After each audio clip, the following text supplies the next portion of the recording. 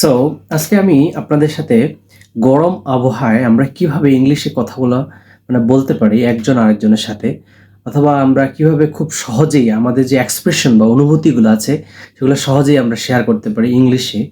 এখন তো বর্তমানে বাংলাদেশে প্রচণ্ড গরম পড়তেছে, তো এই সময়ে আমরা কিভাবে ইংলিশে সুন্দরভাবে আমাদের অনুভূতিগুলো এক্সপ্রেশনগুলো ইংলিশে বলতে পারি। তো সেটার জন্য আমি আপনাদের সাথে শেয়ার করব কিছু গুরুত্বপূর্ণ বাক্য, এবং সাথে কিছু ওই বাক্যগুলোকে আমি আবার শর্ট করে বলবো যেন আপনাদের সাথে বুঝতে সুবিধা হয়। যেমন আমরা যখন বলি যে আমি গরমে পুড়ে যাচ্ছি, তাহলে আপনি কি বলবেন? সো আপনি বলবেন আই এম বার্নিং আপ।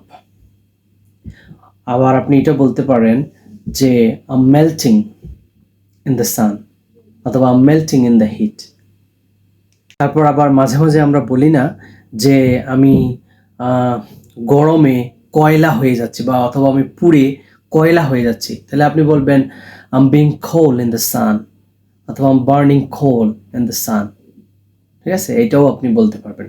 তাহলে আপনি কিন্তু এইভাবেও বলতে পারবেন। খুব আপনাকে যে সবসময় একই রকমভাবে বলতে হবে তা না, আপনি ডিফারেন্ট ভাবে বলতে পারবেন ইংলিশে।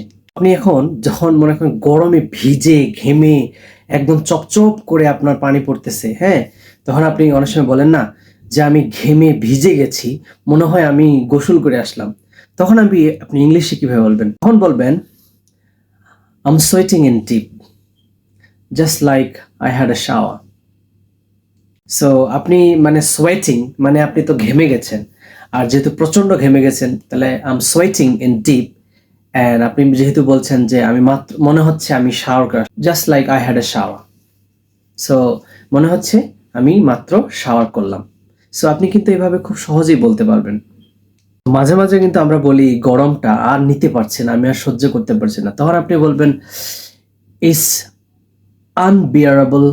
আপনি বলতেন আই কান্ট বিয়ার ইট, আমি আর নিতে পারছি না, আমি সহ্য করতে পারছি না। আপনি অনেক সময় বলতে পারেন যে মনে হয় আমি নরকে আছি। সো আপনি বলতেন I feel I mean hell, বলতেন like I mean hell. So video ভালো লাগলে অবশ্যই লাইক অ্যান্ড শেয়ার করবেন, বিশেষ করে ভিডিওটা শেয়ার করে দিবেন, আর পরবর্তী ভিডিওতে আবার দেখা হবে।